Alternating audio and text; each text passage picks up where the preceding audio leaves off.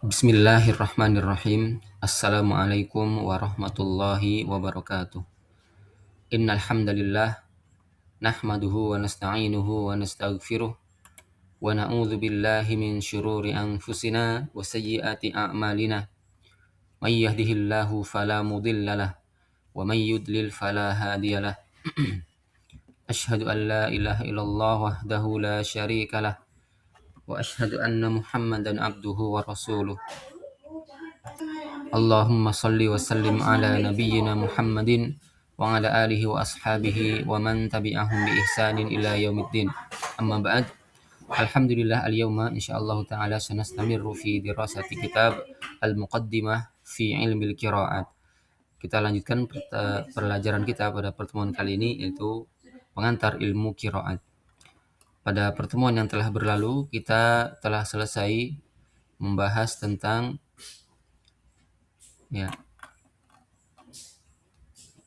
waqaf dan ibtida. Dari kalung pembahasan ma yarji'u ilal ada, apa-apa yang kembali kepada ada. Kemudian kita lanjutkan pembahasan berikutnya, yaitu tentang al-imalah. Al-imalah. Qala al-muallifu berkata penulis bait syair, yaitu Abdul Aziz bin Ali Az-Zamzami,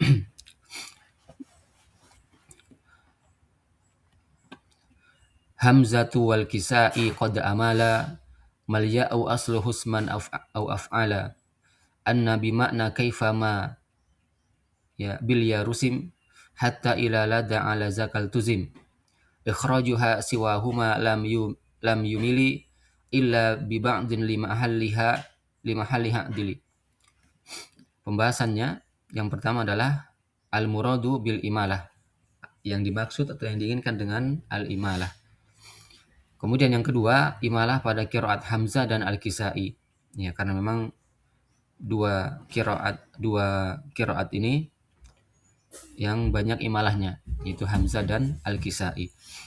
Yang ketiga, penjelasan letak imalah pada kedua sisinya, atau sisi keduanya, yaitu dari sisi Hamzah dan Al-Kisai. Ya. Kemudian yang keempat, adanya pembahasan imalah pada qari yang lain selain Hamzah dan Al-Kisai. Ya, seperti bacaan kita juga ada ya. Hafs an Asim, itu ada imalah di satu tempat di dalam Al-Quran. Taib, barakallahu fiik. Kemudian kita masuk ke pembahasan bagian A, al-muradu bil imalah, yang diinginkan dengan al-imalah. Jadi imalah itu artinya adalah menyondongkan harokat. Ya. Jadi tidak dibaca sesuai harokat aslinya. Itu imalah, menyondongkan harokat. Imalah dalam ilmu qiraat itu ada dua. Ada yang dinamakan imalah kubra, ya, dan imalah kubra ini yang biasa disebut dengan imalah saja. Imalah kubra atau imalah saja. Dan yang kedua adalah imalah sugra. Ya, ini yang biasa disebut dengan taklil. Ya, disebut dengan taklil. Ya. Imalah sugra atau taklil itu dia condongkan harokat fathah kepada harokat kasroh. Ya. Adapun imalah kubra yang biasa disebut dengan imalah itu dia condongkan ya huruf alif ke huruf ya-nya. Ya. Contoh imalah kubra atau imalah saja itu seperti pada ayat wadduhi wal laili idza saji. Ya. Itu namanya imalah kubra. Ya, atau imalah. Wadduha huruf alif dicondongkan ke huruf ya. Wadduhi. Ya, itu lebih kelihatan kasrohnya. Wadduhi. Ya. Kalau imalah sugra itu atau taklil ya sama wadduha juga, tetapi dia lebih condong kepada harokat kasrohnya.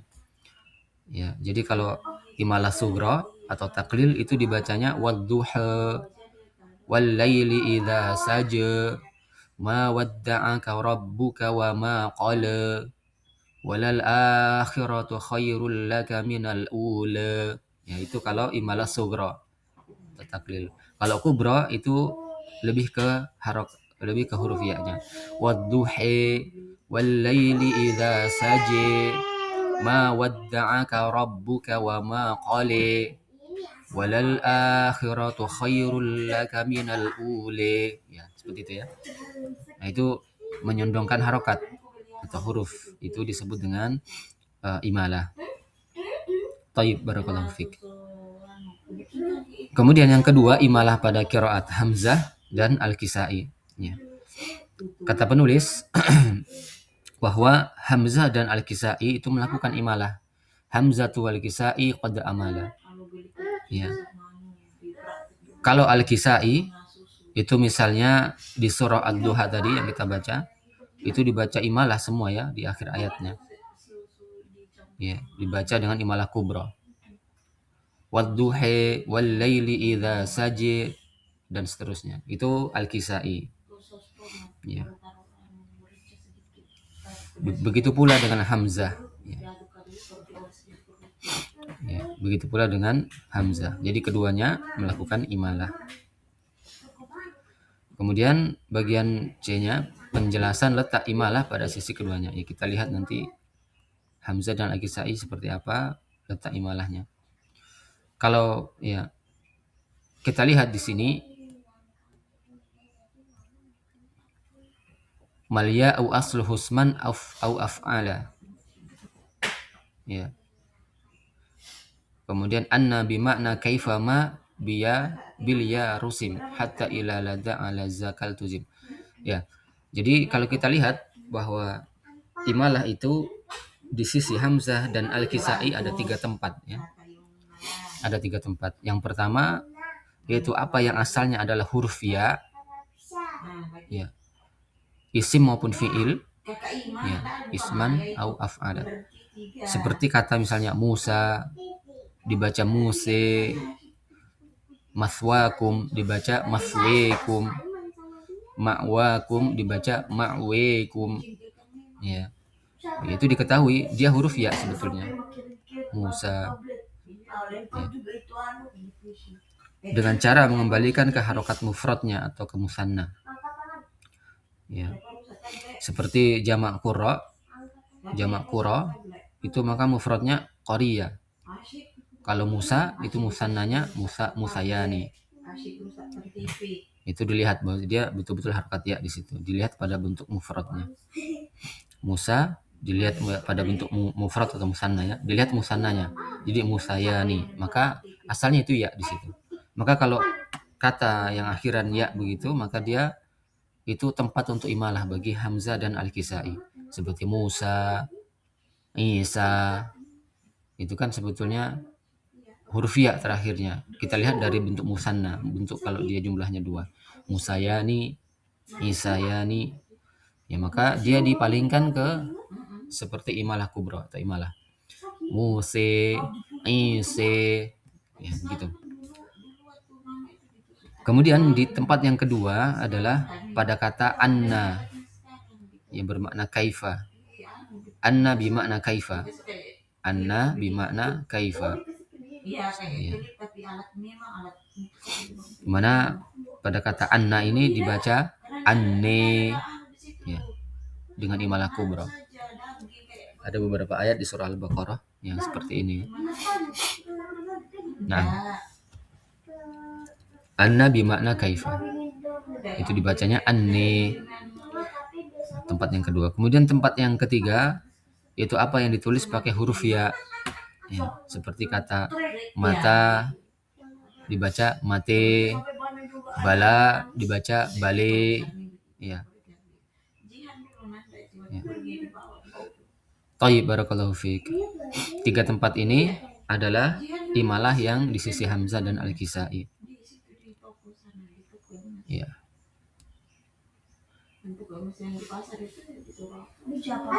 Kemudian kata penulis di sini bahwa keluar dari hukum imalah ini, ya, artinya kata ini tidak dibaca imalah meskipun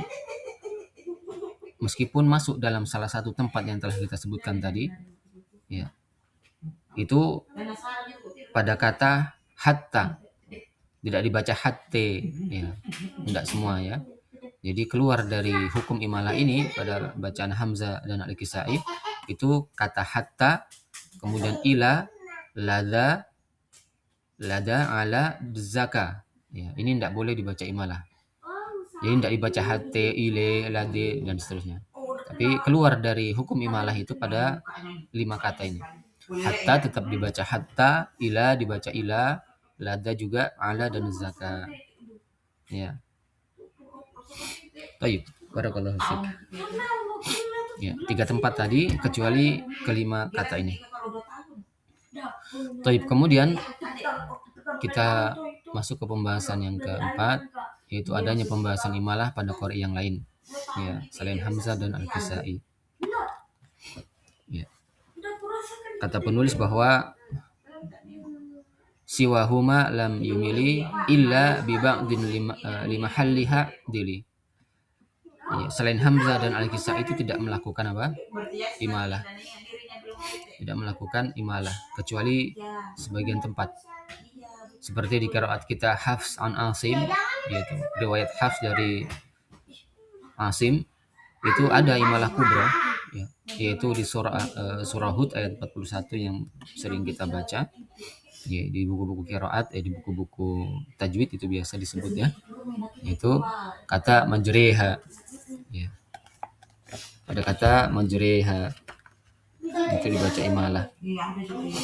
Wa qala rka'bu fiha bismillahi majriha wa mursaha, ya kan? Itu di surah Hud. Ya, hanya itu saja untuk yang bacaan kita Hafs dari Asim. Taib, barakallahu fiik. Selesai pembahasan imalah. Jadi imalah itu adalah menyondongkan harokat. Ya. Ada 2 imalah yang perlu diingat, imalah kubra dan imalah sugra. Imalah kubra ini biasa disebut imalah saja. Adapun imalah sugra itu yang biasa disebut dengan taklil. Bedanya apa? Kalau imalah kubra itu dia menyondongkan ke huruf ya-nya. Ya. Mate, bale, wadduhe, wallaili idza saje. Kalau imalah sugra yaitu lebih ke harokat kasrah. Ya, misalnya wadduha, wallaili idza saja, ma wadda'aka rabbuka wa ma qala. Nah, itu imalah sugra. Ya. Taib. Barakallahu fiik. Nah, untuk tempat-tempatnya ada 3, yaitu apa yang asalnya huruf ya, isim maupun fiil. Ya, seperti Musa, maswekum, muse, maswekum, ma'wekum, itu dimalah. Ya. Yang kedua, pada kata anna yang bermakna kaifa seperti pada surah Al-Baqarah itu dibaca anni. Ya. Taib. Kemudian apa yang ditulis dengan huruf ya seperti kata mate, bale, ya. Taib, barakallahu fiik. Dan keluar dari hukum imalah ini, ya, ada 5 kata, yaitu hatta, ila, lada, ala, dan zaka. Ya, itu tidak diimalah. Ya. Tidak semua, ya. Jadi semua diimalah sesuai dengan tempatnya, tapi kecuali kata ini, yaitu untuk Hamzah dan Al-Kisai. Adapun untuk Hafs dan Asim itu ada pada kata majriha. Pada kata majriha. Taib, barakallahu fiik. Ini saja yang bisa kita sampaikan pada kesempatan kali ini. Mudah-mudahan bisa difahami.